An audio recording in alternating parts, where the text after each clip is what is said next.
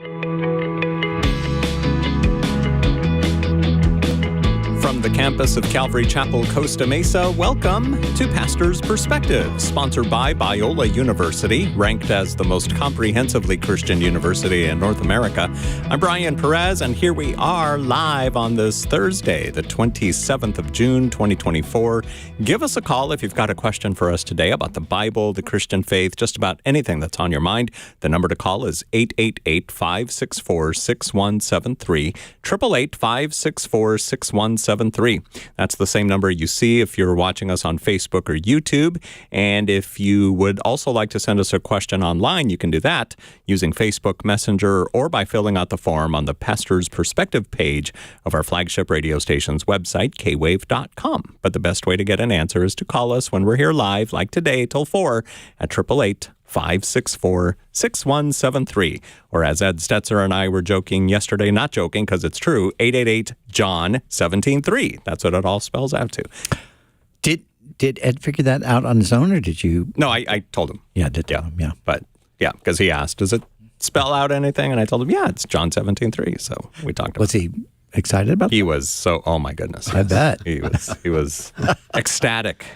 But anyway, here we are. Call us up, 888-564-6173. And answering your questions today, we've got Brian Broderson, whose voice you just heard. He's the senior pastor of Calvary Chapel, Costa Mesa here in Southern California. And also in studio with us today, whose laugh you just heard, Bobby Conway, the pastor of Image Church in Charlotte, North Carolina, author of the book, which is right here in front of me. Does Christianity Still Make Sense? Available on Amazon and Kindle and Audible, and also here at the Chapel Store of Calvary Chapel, Costa Mesa. So next time you're in town, come pick up a copy. Bobby, good to have you here in the studio, man. It's so good to be in studio with you guys, for sure. It's been too long, and I'm so thankful to have the opportunity to connect with you guys and cut it up and answer questions today. And we are so delighted that you're here. And it's so good to see you. Although we've been at the same conference for all week, and this is the first time we actually had any time to talk to each other. So, right. Yeah, but yeah. So, we talked about this conference. We told people about it on the program, and now we have done it. We've had it concluded. Yeah, and boy, we had a fantastic time. And Ed Stetzer, speaking of Ed, he spoke yesterday morning before he boarded a flight to Korea last night. Oh boy! And he just did an exceptional job. All the teaching sessions, the main teaching sessions, were just fabulous. Sometimes you go to a conference and there's, I don't know, however many main session teachings, and some are great and some are okay, and then some are like, I don't know about that one. Man, this one was like every single teaching was just fantastic. And we went through 1 Peter, so that really, kept the continuity going through that epistle together. But yeah, it was just fantastic. Yeah. Great time. Do you enjoy going to conferences yourself in general, or do you just recognize the value of them so you put them on? Yeah.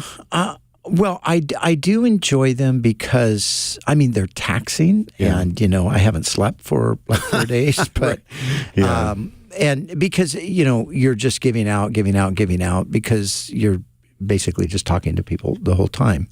And of course, when you're leading a conference, then you're doing a bunch of other stuff too. Exactly. You're emceeing, you're doing a panel, you're doing a teaching, you're doing a workshop, which are all the things that I did. But I do believe in conferences, and I have experienced the benefit of them myself, and I see the benefit in other people's lives, It's at conferences sometimes where there's such great, clear, prophetic words that are given that can actually just change a person's life, change their trajectory in ministry, things like that. So true.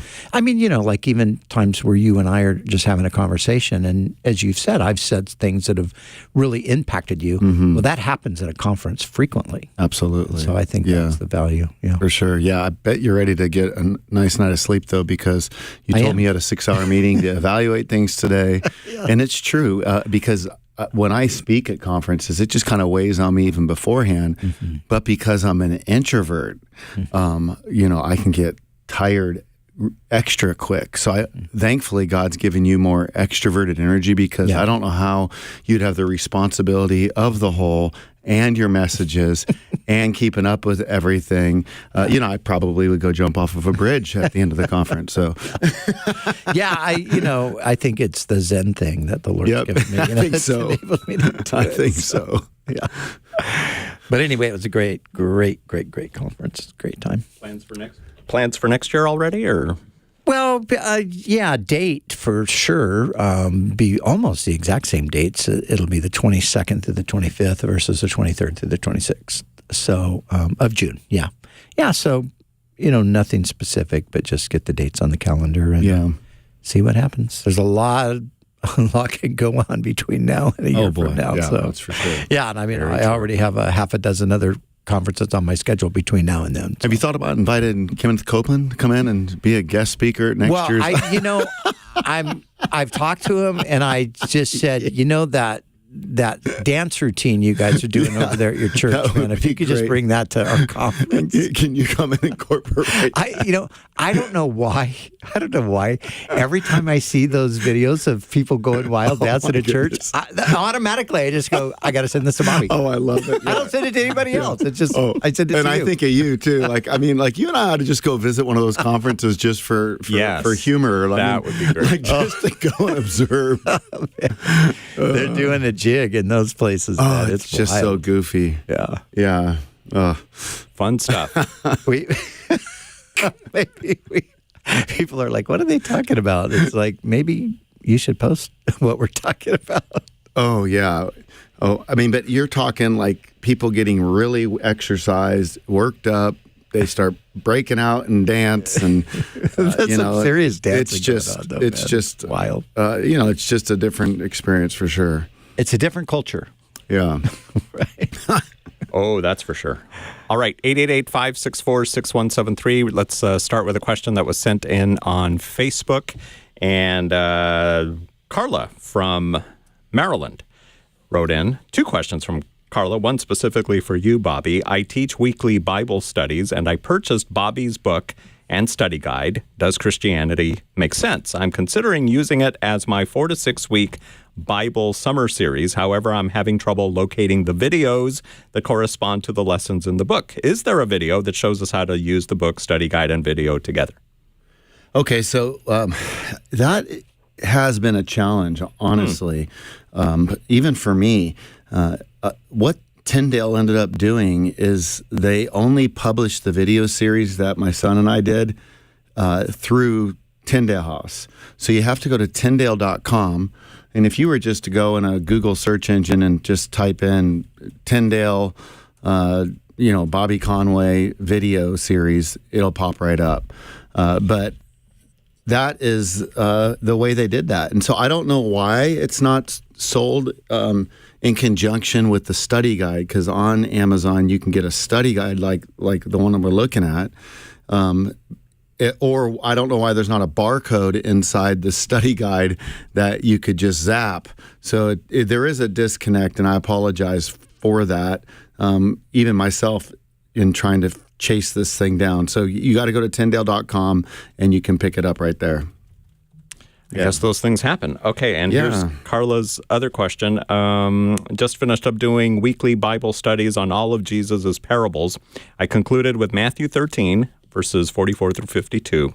As I referenced several commentaries from the likes of J. Vernon McGee, David Jeremiah, etc., along with commentaries in the study Bible itself, it was evident that there were 2 different interpretations of these passages, particularly regarding who the main characters are in the parables. The lesson wasn't as smooth as my previous classes, as I shared both interpretations with them. I felt like I didn't do an effective job this time, not as much feedback from class. The class was still complimentary and said it was very deep. 2 questions. How do you interpret these passages, and how do you address your class when there are different interpretations of passages within the Christianity? I'm not sure what that means. And bonus question, do you have any go-to commentaries that you prefer? So what's the passage? Matthew 13. Matthew 13. Okay, so it would be the parables. 44 through 52. Right, yeah. I don't know. I mean, some of the parables in there, I'm pretty clear on sort of the different views of what's being said. I'm not sure exactly on that one, but I do think that as you look at them, so for example, like with the parable that talks about the kingdom of heaven as like a mustard seed. I think when you look at it, I think at face value, you would think, okay, the kingdom of heaven, it is something that starts out small, maybe even seemingly insignificant. Yeah. But then it becomes something very significant through the process of time. Okay, I think, just reading it initially, I think almost everybody thinks that that's what it says. Yes. But then somebody else comes along and says, well, actually, no. What this is talking about is that there's going to be this mustard seed that turns into a tree that has birds lodging in its branches. And what this is really talking about is a monstrosity, an overgrowth of something that was never intended to be what it becomes. And the birds signify, because in other places in Scripture, birds are kind of equivalent to demons or devils. So it's talking about the infiltration of evil into the church. Mm. And so I look at it and I think, well, I mean, I can see that because some of the parables actually do say that. Jesus does tell us that there's going to be the tares in the wheat and so forth. So, but then I look at that parable and I think, to me, it just seems like Jesus is saying what, if we go all the way back, would absolutely seem to be like obvious. Like Jesus is walking around the Sea of Galilee with 12 guys that are not real impressive. Yeah. And this is the future of the world. This is the hope of the world. Who would have ever dreamed that would be the case? And who would have ever dreamed at the time that little group of people, that we would be related to them today in 2024, that we would be spending our entire lives consumed with the things that they were consumed with. Yeah. So to me, I think that's actually a better interpretation. Yeah. That the leaven in the lump, it goes through and it leavens the whole lump. There's places in Scripture where leaven is symbolic of evil. Yep. But not every place. Yeah. So I think the obvious understanding would be like, this is going to start small and it's going to go bigger than you could ever dream. And the nice thing too about a lot of the parables is they do kind of, offer some insight where they interpret themselves. Exactly. They interpret themselves, and that can be helpful for us when studying the parables. So look for, is Jesus giving the explanation away? And then sometimes you got to keep reading maybe on, because the disciples will come up to him and they're asking the same question we are, like, hey, what was that all about? And then he says, well, here's the explanation. Yeah. But then you get people that'll come along and go, oh, well, you know what, the Bible, it's not accurate because it's been now shown that the mustard seed isn't actually the smallest seed. So Jesus obviously is an omniscient. And I'm going, he's not trying to teach botany here. This is where we get so over the top. And so we got to just step back, right? Exactly. I mean, that's been one of the so-called proofs that the Bible can't be inspired and that Jesus couldn't have been God, because he obviously doesn't know what the smallest seed is in the whole world. Yeah, in the whole world, yeah. So sometimes like that, right? I mean, it's the smallest known scene to that group of people that is in front of you. Yeah. He's not trying to operate like a botanist in that moment. Like, hey, we all know in this area, kind of like this seed right here, it's small, but it does big things. Yeah. Yeah. And what about some go-to commentaries? What are some of your favorites? Go-to commentaries. You know which one I love is Tom Constable. Have you seen Tom Constable's notes? No. Okay, so he was my seminary professor, and all of his commentaries are for free, and it's called Sunlight.com, I think. But if you type in Tom Constable, he's done commentary from Genesis to Revelation. Really? And what I love about his resource, number one, it's free, but sitting under him, well, he kind of reminded me of you. He's very zen, very humble, very insightful, all the good things, right? I like that. Yes, all those good things. But what I love about it is he really does a good job of letting you know when you come across a particular parable, here's the different main interpretations, and then kind of here's what, I think it's saying for these reasons. And then he even offers quite a bit of application through the process, which I find is very insightful as well. But it's called studylight.org. Tom Constable notes. It's fantastic. It's a go-to one of mine. Boy, that's great. Yeah, it's really great. Yeah. Check it out sometime just for fun in your study. See if you like it. Yeah, and there's a number of good commentaries that you might pick up. A lot of times, like a study Bible will have study Bibles have study notes, additional study notes, and a good study Bible can have great information. Yeah. Or you pick up a commentary. There's let's just say there's commentary that's a full Bible commentary, or maybe a full New Testament commentary. It includes commentary on in one volume. It includes commentary on all the books of the New Testament. For example, the Bible Knowledge Commentary out of Dallas, right? I love that one. And that one's good. Or then there's individual commentaries that you might like a particular preacher or an expositor, and you think, oh, I want to study what this guy has to say about Matthew. And so, you pick an individual commentary. Do you like the ESV Study Bible?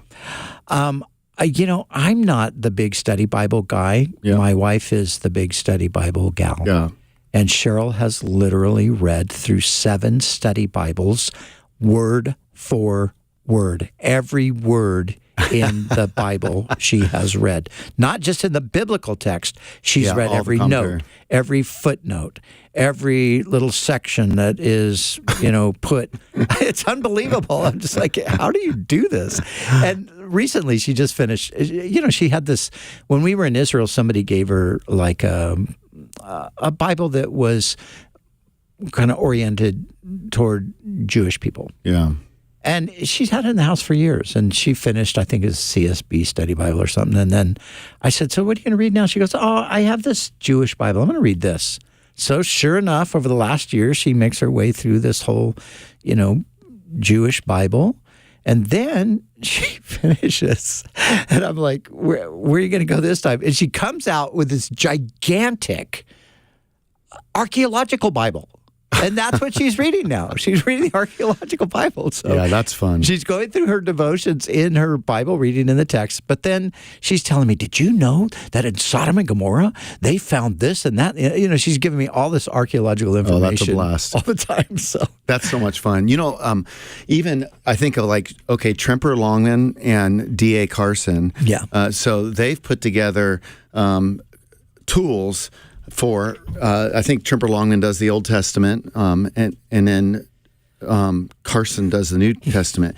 And these are basically books that you would have that would show you the best books to read on the particular book of the Old Testament or the New Testament. And so what I like is like D.A. Carson, for example, he would say, you know what, here are the top they take it like this. Here are critical commentaries. Here are, good commentaries for like a pastor, and here's real practical commentaries. So they're kind of looking at 3 levels, and then they give the pros and the cons, and like, okay, so then out will come Douglas Moo's the go-to one for the book of Romans, or you would think about Craig Keener for the book of Acts for commentary, because one thing I think for our audience to be aware of is there is no one individual who's going to be able to write a commentary on every book of the Bible as good as finding those who are scholars on a book or two. Yeah. And so that's where like the NIV Study Bible, they assign the different people to write the commentary for the books, the scholars that are scholars on the book of the Bible that you're studying, versus like a MacArthur commentary that like a lot of people will find value in. He's doing the commentary on all the New Testament. Yeah. And that can be fine, but it's nice to be able to get those perspectives of people who've given their life to studying a book or two. Yeah, and like the Bible Knowledge Commentary. And I say the Bible Knowledge Commentary because it is quite simple, which in a commentary that's really helpful, right? And it is written by the faculty of Dallas Theological Seminary. Now, this was written quite a few years ago, so guys that are no longer Walford and with Pentecost us and so forth. Yeah, but it's good stuff. So, yeah.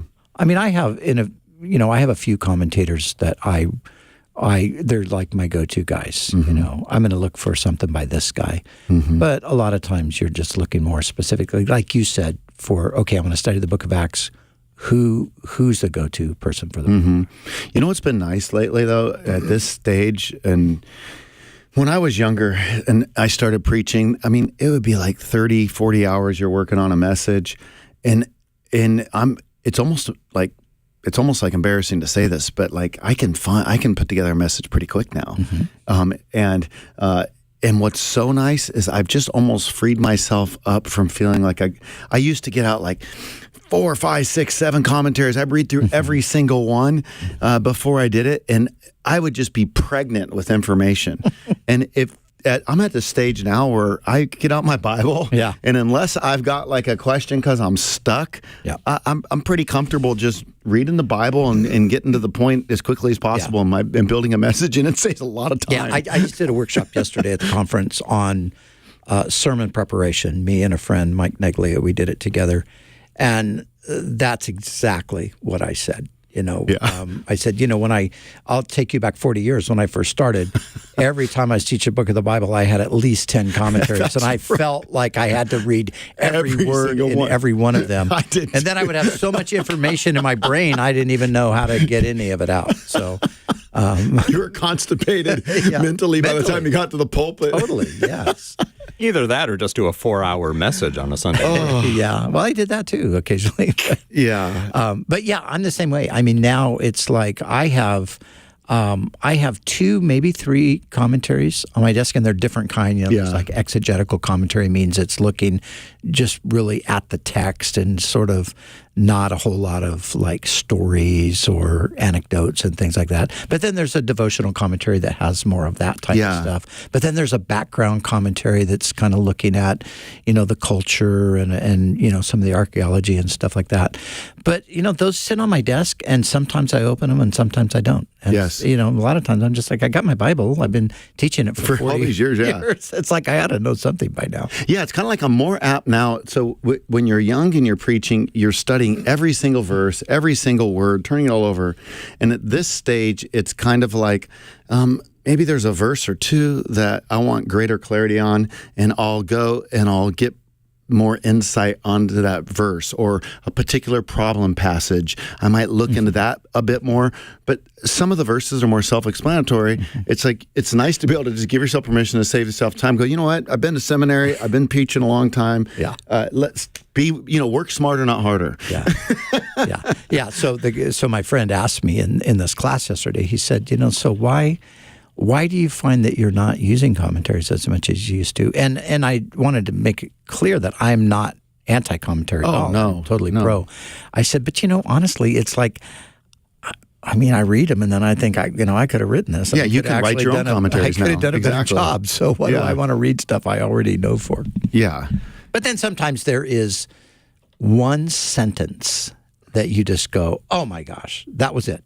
Yeah. I read 10 pages, and this one sentence is my takeaway. Is your takeaway, yeah. And don't forget the Kenneth Copeland commentary, of course. Oh, jeez. That's Bobby's favorite. He's actually going to co-author a commentary. Oh, perfect.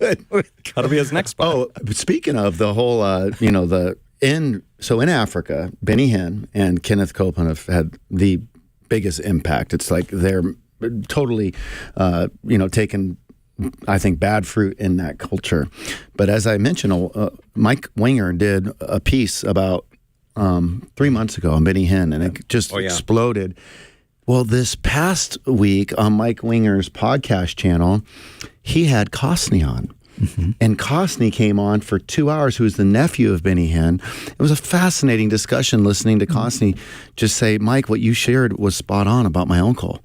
And this is just, God is really using an apologist, Bible teacher like Mike Winger to help expose some of this stuff and bring this stuff down. And so we got our inside joke here with Kenneth Copeland, but there's probably a lot of listeners who go like, who are you guys talking about? And Benny Hinn, a lot of people know the name Benny Hinn. I think he's probably universally more well known. Copeland has got his places where he's very well known. But these guys would be part of the Word Faith movement. The prosperity gospel would be their thing. God wants you healthy. He wants you wealthy. And they, both of them, have been downright heretical. Now, we use the word heretical very sparingly here. We want to be wise when we use it, because a lot of people are called heretics and they're not even remotely heretical. Myself being one of them. But I think with these two guys, I mean, some of the stuff they said, it is heresy. This is goodness. like, I mean, Benny Hinn at one point, remember Benny was teaching that there were actually 9 persons in the Trinity? I sure do. 9 persons in the 9. Trinity. Yeah, well, each person of the Trinity had 3. It's a Trinity. So there were 9. And then, But does it like expound, and maybe each of those has I don't know. No, it's just he stopped at 9. He stopped at 9. Okay, thankful for that. Yes. But then Copeland. I remember hearing Copeland say this. His whole thing is like we're little gods. We're gods, yeah. Yeah, and he said, Jesus said, "I am." And he said, and when I get up in the morning, I look in the mirror and I say, I am too. Boy. Okay, well, so basically you're saying you're God. Okay. That makes me a little, I kind of want to take a step back from him and get out of the way, in that moment. Yeah. Unless, of course, he's dancing. Then you want to jump right in and Dance with him.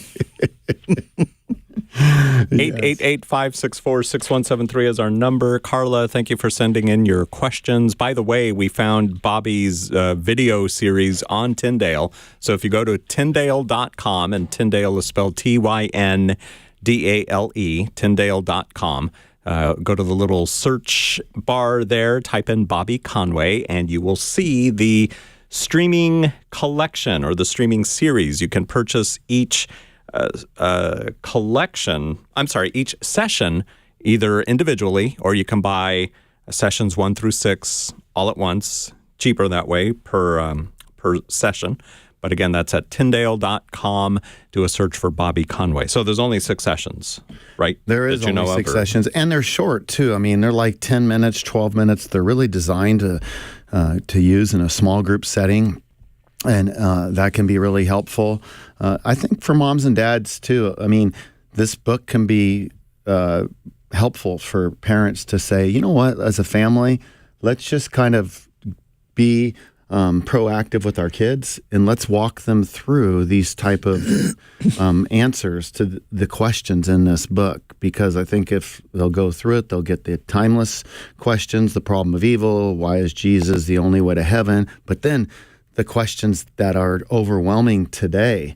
And so giving, only 4% of Gen Zs, according to, I think, Barna Group, have a Christian worldview. And that is catastrophic. And many student ministries and churches, the student pastor doesn't have a worldview. And then they don't really know what that is. And by worldview, we're talking about, like, in the past, it used to be you hold out heaven and hell before people, and you tell people that they're a sinner and that Jesus died to forgive them, which is true. And so I want to be forgiven. I want to go to heaven. But that was kind of like, now I'm a Christian.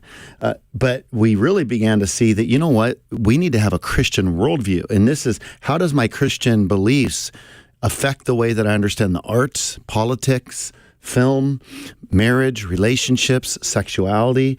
And by giving your kids a proper worldview to how to think Christianly about all things as they go into the culture, then they'll be less apt to adopt the ways of the culture that is going to be ready and willing to certainly hand a worldview off to them if we don't get proactive.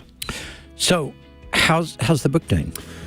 I just looked right here because I'm just pulled up right now. It's on Audible right now. It's sitting at 44 and 45 and in the apologetics area. So, Great. It's in the top 100 right now. Good. So that's good. But I don't know. That changes every hour. So it could be at 5,000 in 30 minutes. So, but Or it could be number it's one. doing good in the moment. Let's make it number one. Let's make it number one.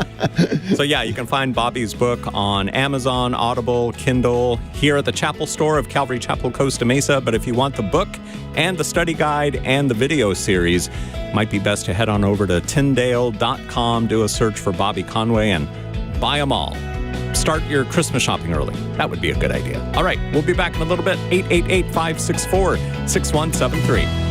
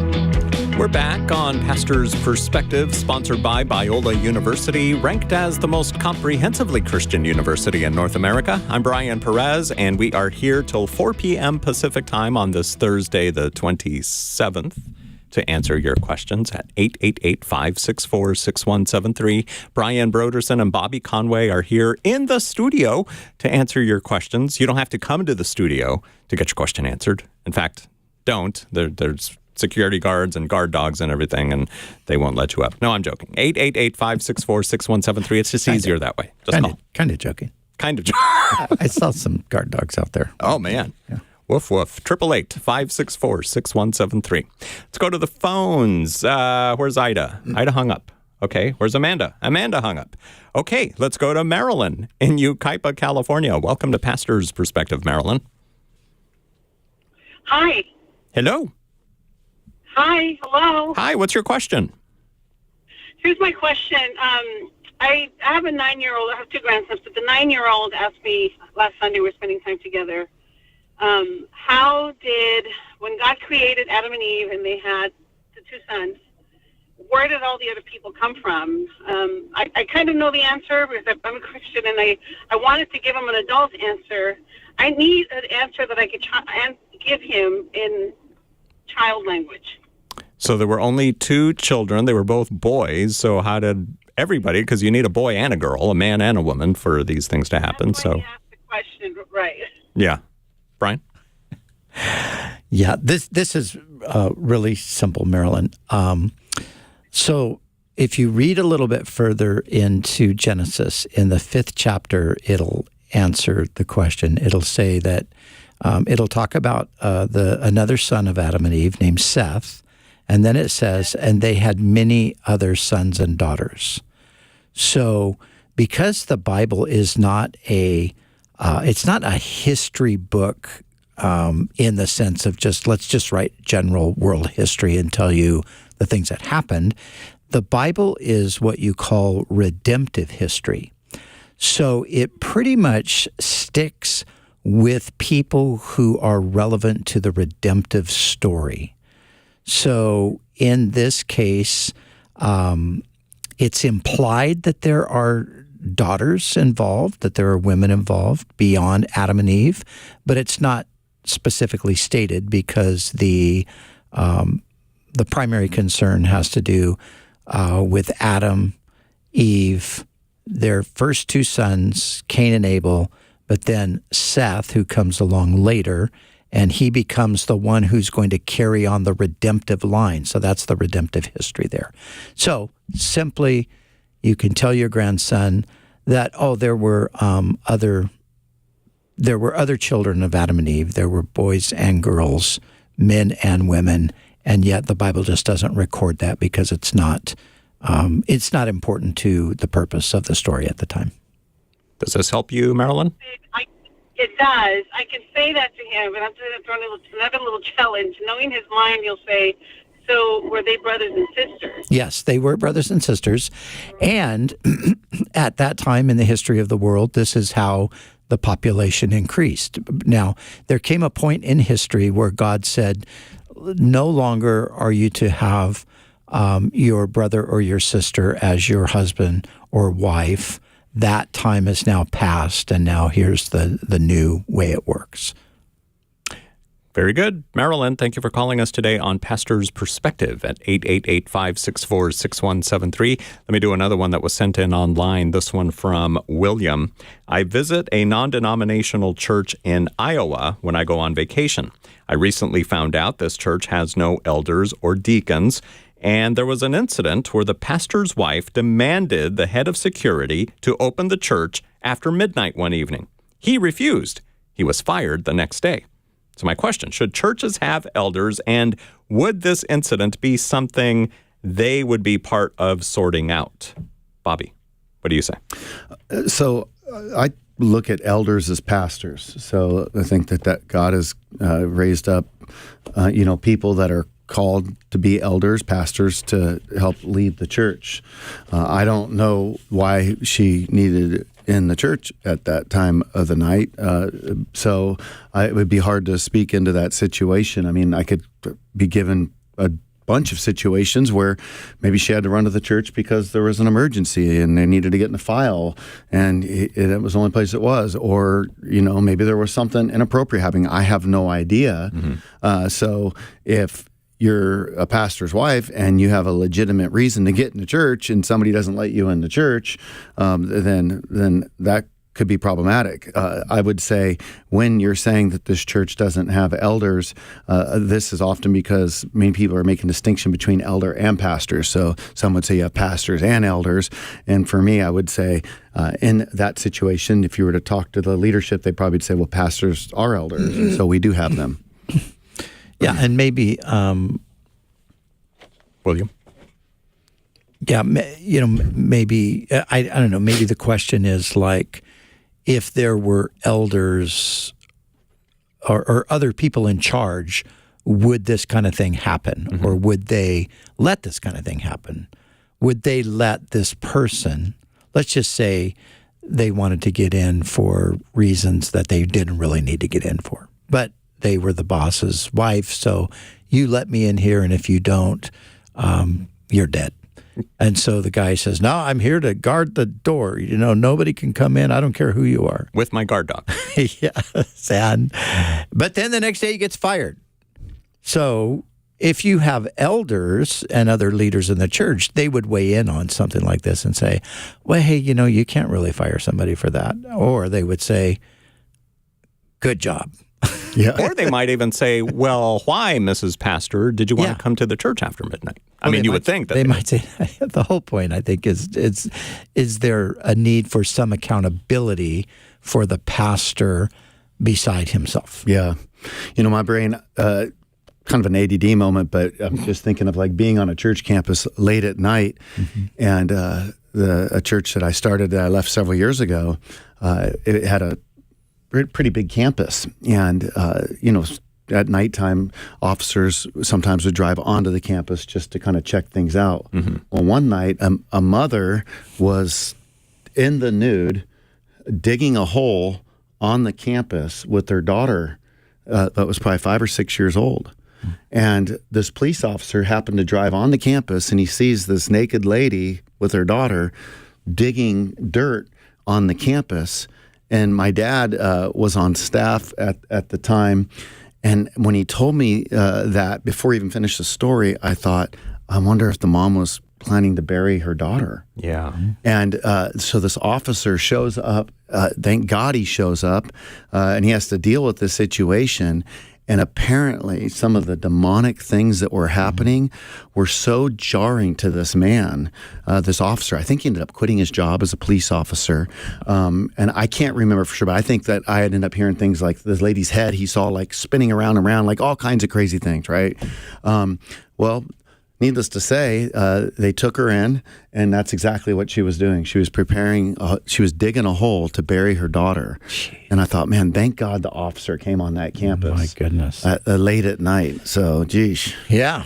Wow. Yeah. Kind of crazy. An ADD moment, but. Yeah, it has nothing to do with it. It has nothing to do with it, but it was an interesting story, right? I mean, it makes for good radio for a minute or two. It's crazy. I've never heard that one before. Yeah, me, neither have I. People do crazy stuff. Yeah. It's crazy. William, thank you for sending in your question using the form on the Pastor's Perspective page at kwave.com. All right, let's talk to Ida. She called back from El Monte. Thank you, Ida, for calling. What is up with you? You are welcome. I have a concern. So I have my daughter. I just found a raw cigarette, one raw cigarette in her purse. And I had been going over this with her, and she had been denying it with me. But until I found this just a few days ago or so. So now that kind of answers what I've been going through, here at home and the atmosphere, and just just being familiar with my environment. I've been saved for 20 years. God's kept me 20 years, and she's also been raised as a Christian, and she's 20 now. So I'm very concerned. Like at this point, I don't even. It's just so discouraging knowing I have to get ready for work and just waking up in the morning. And, I'm just very concerned at this point. What should I do? And I've been asking God to intervene, to give me some answers. She's a hard worker, an excellent person. It's just what she's doing is changing her behavior, like her attitude. Is it just you, Ida, with her, or? But I'm sorry. Go ahead. Is your husband involved? Is it just you with her? We're both involved, more aware of it. Mm-hmm. I tend to just not share everything that. It's basically not every time, but he's aware of it also. Mm-hmm. Yes, he just became aware of it. So, how have you responded to her? It just says, look, honey, if this doesn't stop, I know that you're not going to admit it to me in the house that you are doing this, but it's just changing who you are, and I prefer that if you do, that you go and stay with, your friends that are going to, allow you to do this there, because here, this is a zero-tolerant home. Mm-hmm. And you know this, and to just ask you something that is not acceptable here. Mm-hmm. And I said, I want you to think, really good that. How does she respond to that? Like, does she say, "Oh, okay, yeah, I'll take care of it. I don't want to move out," or does she say, "I don't care what you think. This is what I'm doing. I'm 20 years old." Such a pattern. Mm-hmm. Sometimes she's quiet. In the beginning, she would deny it. Mm-hmm. What are you saying? What are you saying? You're accusing me. I thought, okay, maybe I am accusing you.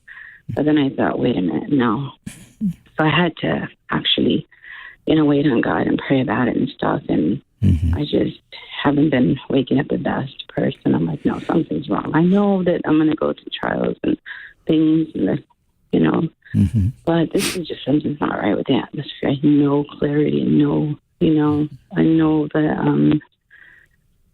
I know the home, and I'm like, no. So you guys, even at night, you have told her that this needs to stop, or she has to move out. Have you told her that? yes. Okay. Yes. Yeah. Well, if you're calling to ask us what we think about that, I think that is probably the only option you have at this point, because I agree with you. You don't want her to be getting high at home. So if she's going to insist that she has the freedom to do that, then I would say that's where you just draw the line and say, okay, well, you can't do that. If she's not doing it at home and she's respecting the home rules, then I would not necessarily say, well, just because you're doing it, period, that means you got to go somewhere else. I think this is where you just need wisdom with each situation to know how to navigate it. She's gonna go out if it is the case that she's doing it somewhere else, she's not doing it at home, but then you end up saying, okay, you can't live here anymore.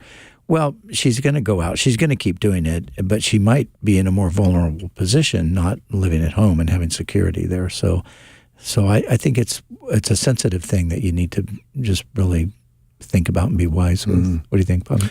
Yeah, I do think that's a great reply there, because more than likely she is going to do it. And then you end up not only, you think you've solved the problem, but you really haven't. And then you've created another problem, a strained relationship with your daughter.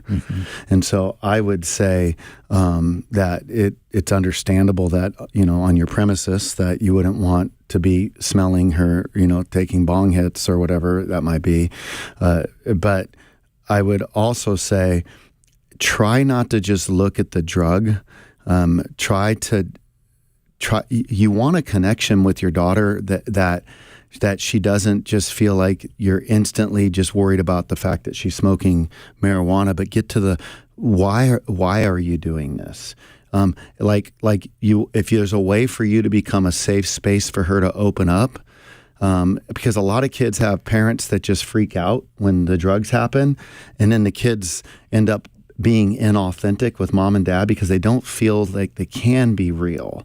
And I think that it's a vulnerable spot for a parent, but it's also a vulnerable spot for a kid that's not in the right spot. So I just kind of think if I was in a situation like that, I would focus more on what's causing, where's the emptiness in your life right now? Because when you're using drugs, there tends to be some kind of an emptiness. You're looking for fulfillment, and just almost taking a position of like, I'm not going to freak out. I'm not going to panic.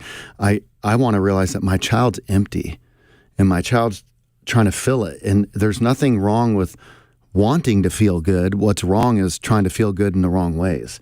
So you have somebody that really just wants to feel good. And we all want to feel good, but but you got to make sure you don't go about doing it the wrong way. So I think you can validate that, hey, I recognize that you'd want to feel good. I want to feel good too, but I recognize that if I make that too much of a priority, then I'll start doing bad things to feel good. And then I have to realize that when I'm doing those bad things, I'm numbing myself. I'm not addressing the real problem. And so is there a way that we can have the kind of friendship that I can journey with you and you can just talk to me about the space you're trying to fill in doing this and what the void is? What do you say to the parent who would take the opposite approach and say, well, I would rather that my daughter be doing drugs here rather than somewhere else than, have her drink here, have her boyfriend come over here and spend the night than for her to be out there? Yeah. Yeah, I mean, these are hard things. There's the tough love theory. There's, hey, boot them out and let them suffer the consequences. And, maybe this will be the thing that wakes them up. And, sometimes you maybe need to do that. I don't think there's any one size fits all. I think you just have to pray and weigh it out and see. And I think even, Bobby, with what you're saying, I think, too, there is also the possibility that you don't really say anything because a lot of times they're not going to open up to you and tell you anything anyway. Yeah. So, you could be trying to get like, well, what's going on, honey? And why are you doing this? And they don't, sometimes they're not even thinking. It's peer pressure. It's being part of the cool club. It could be a number of different things. It could be just, misery that this is taking the edge off of, I just am an unhappy person, Yeah. And who knows why people are unhappy like that. So I think in some cases you just have to say, I'm going to love you and I'm going to pray for you. And, and I'm going to talk to you when I can, but just know that sometimes talking doesn't get you anywhere. Yeah. And as hard as even like, you're right, because what I'm even saying, that's just going to depend on the dynamics of the family, because even, I think about like, my son, he never ended up, like me doing, getting his life a mess like that. But he had a short little season where he, tried out the alcohol and stuff. And he could have easily come to his old man and talked to me about it because he knows my story. And, that I work with people in recovery but during that season, he felt a lot of shame. And so he didn't want to open up with me. He did when he realizes this isn't working. So all that to say, I think sometimes we can create an atmosphere to be as approachable as possible. But then other emotions kick in, and that's where the more attuned we are to our kids, like I sense maybe like my son was off during that season. So maybe if I would have had extra insight, because, it's always easier to look through a rearview mirror, maybe I would have been focused on, I just want you to know that if anything's going on, I don't want you to feel any shame in Dad's presence, because the enemy can really get a hold of you on that. Like, I don't know what it is, but there is no magic book out there. And that's exactly right what you're saying, Brian, because sometimes people, they read a book and they think, everybody's different. And so, and every relationship's different. Like, depending upon the tension of the mother-daughter relationship, well, that the tensions in that relationship might look different than the tensions in another relationship. So you have to be extra careful. So you have to really pray for that wisdom. Ida, thank you for your phone call today on Pastor's Perspective. 888-564-6173. Manny and Fontana, welcome to the program. Hi, thank you. So my question was about the words in the Bible that are used to describe hell. From my understanding, there's Sheol, Hades, and then Gehenna. So I just wanted a little bit of clarification on the difference in those words. Are they the same? Are they different? And are any of those the same as the lake of fire that's described in Revelation? What do you say, Bobby? So like Sheol in the Old Testament just kind of refers to the underworld, so to speak.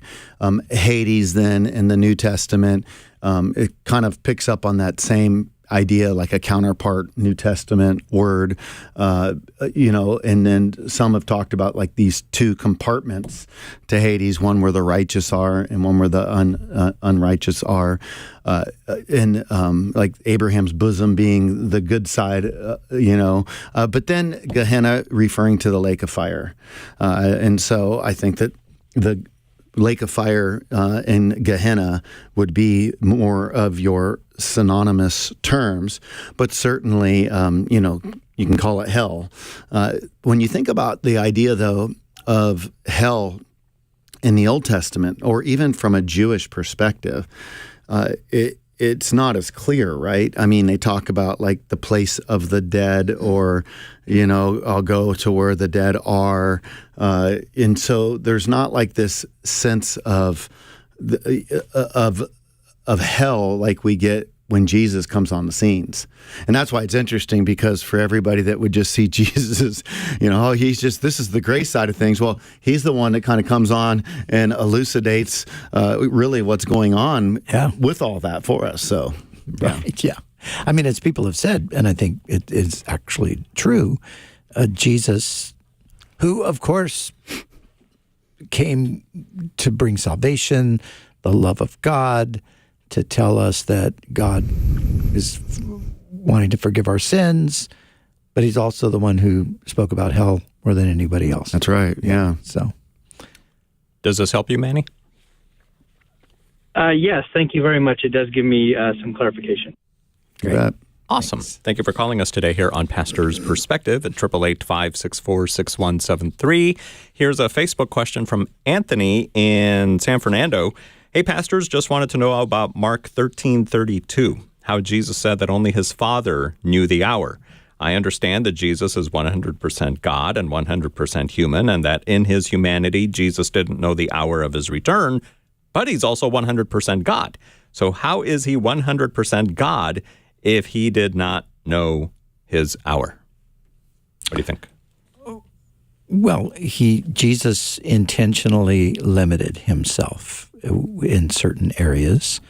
He's 100% God, but at the moment of the incarnation, you can't say Jesus is omnipresent, but yet God is omnipresent. But yet Jesus is, he's here in this location.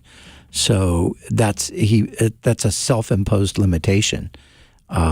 And so there are a few places where Jesus expresses that he doesn't know, and that's the clearest one. He doesn't know the day or the hour. That's left in the Father's hands.